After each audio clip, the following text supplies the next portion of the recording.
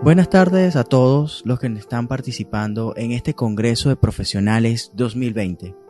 Mi nombre es Rafael Castillo, soy graduado como técnico superior en producción industrial y actualmente, junto con mi esposa Melanie de Castillo, somos pastores de la Iglesia Centecrit Puerto Cabello. Les enviamos un saludo muy cordial. Y así que esperamos que disfruten nuestra segunda conferencia.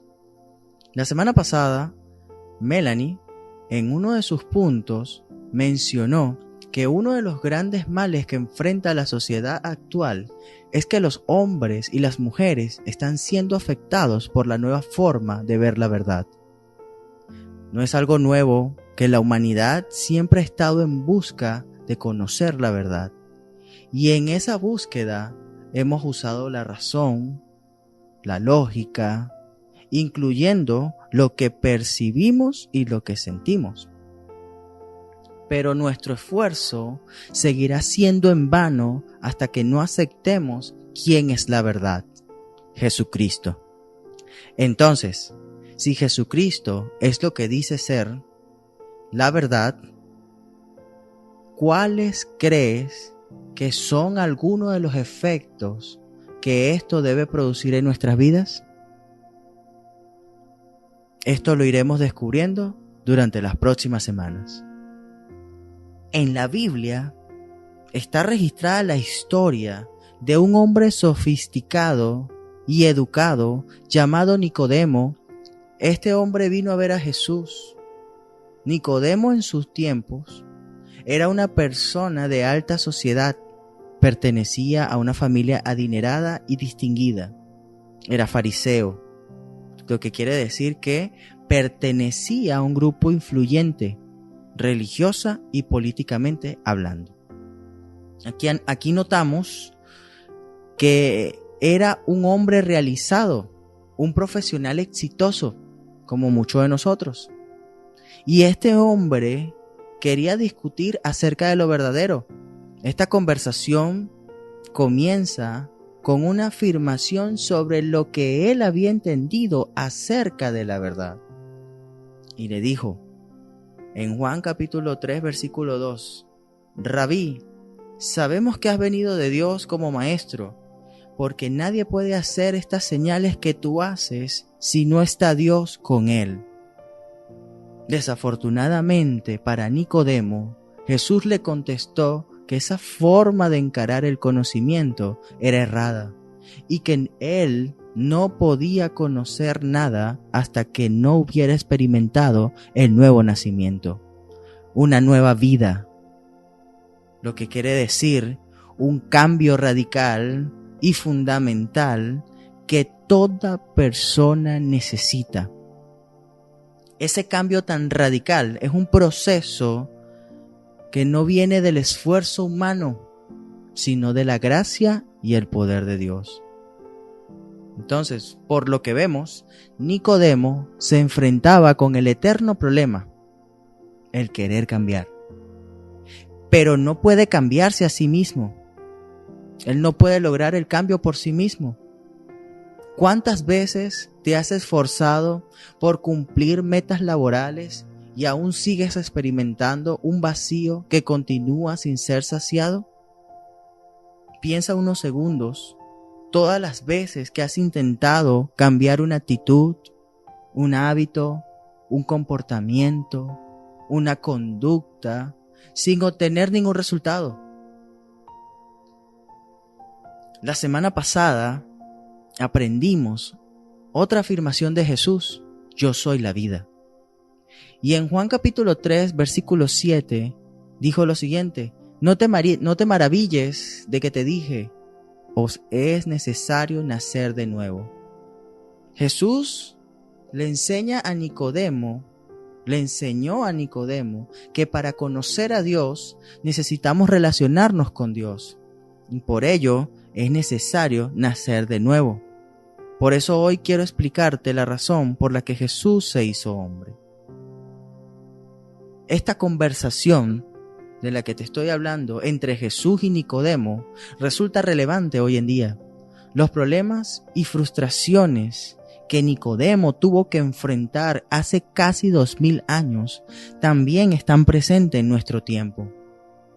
Nicodemo poseía el conocimiento, pero no tenía la clave para ese conocimiento, lo que denominaremos el elemento integrador.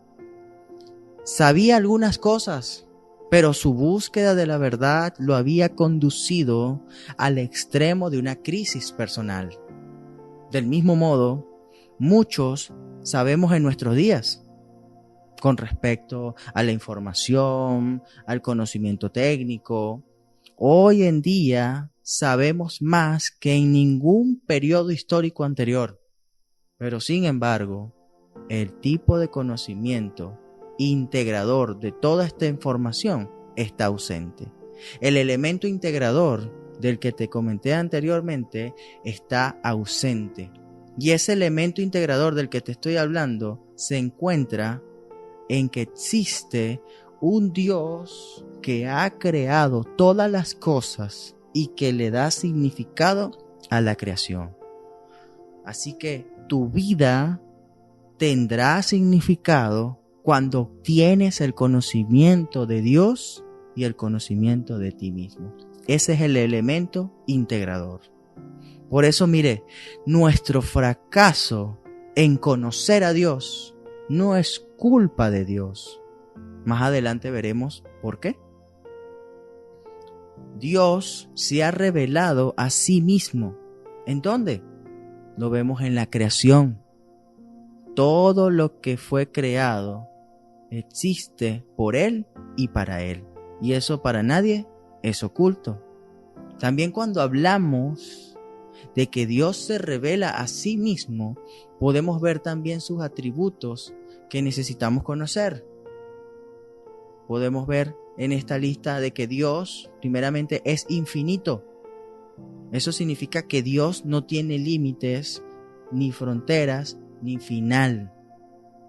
Segundo, Dios es bondadoso. Significa que Él no puede ser indiferente hacia nadie. Dios te ama con una energía absolutamente ilimitada. Dios te ama incondicionalmente. Dios es justo. Significa que Él es equitativo, que Él es moralmente recto. Dios es sabio. Significa que tiene la capacidad de ver el final desde el principio, de ver todo en la relación apropiada y en la perspectiva completa. Dios es soberano. Significa que Él es supremo sobre todas las cosas, que no hay nadie por encima de Él, que Él es el Señor absoluto sobre la creación. Dios es fiel. Significa que Él nunca será o actuará de modo inconsecuente consigo mismo. Significa que Él cumple lo que Él dice. Y por último, Dios es amor. Dios no es que tenga amor, Dios es amor. Por eso, como dije anteriormente, tu vida tendrá significado cuando obtienes el conocimiento de Dios y de ti mismo. Ya te hablé unas características de Dios. Ahora es momento de este segundo conocimiento, el conocimiento de ti mismo. Y esto es a través de la creación del hombre.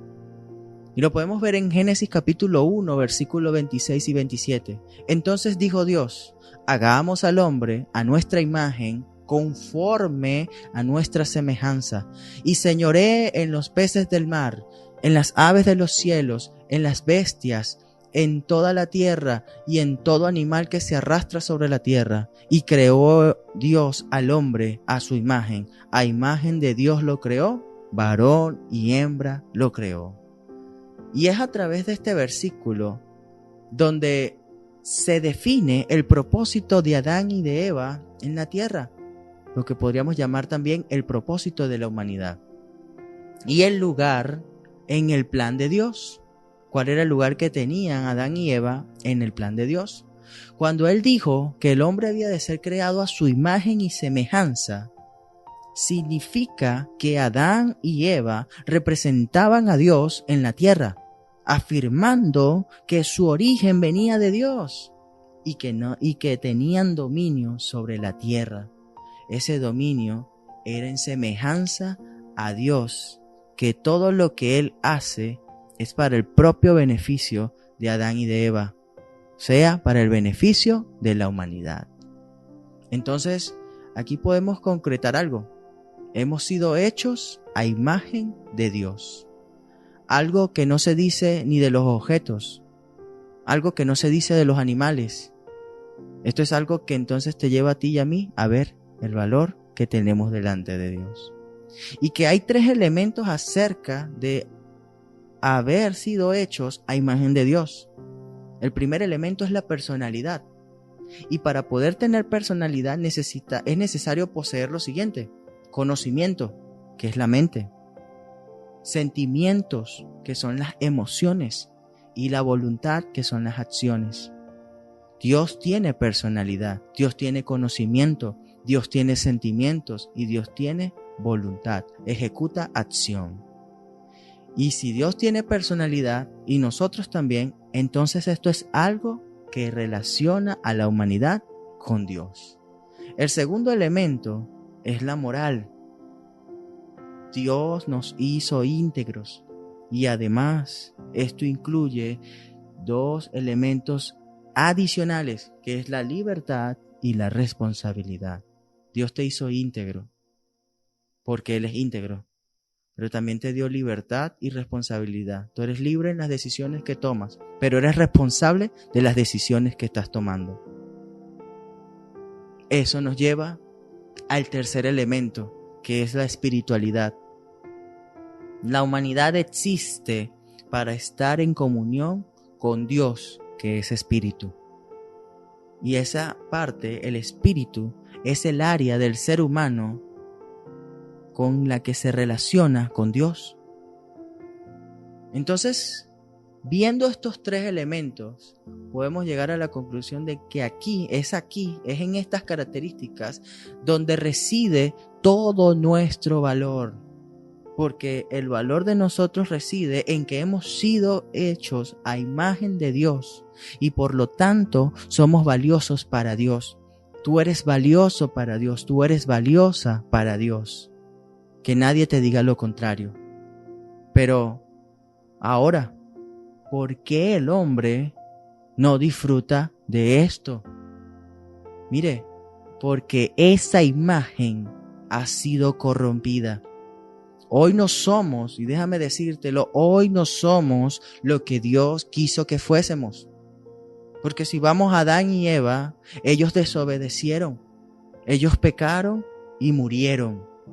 Y esa desobediencia llamada pecado que trajo muerte, lo que podemos darle significado separación, sus espíritus, esa parte que podía establecer una comunión con Dios, murió instantáneamente. Hubo una separación con Dios.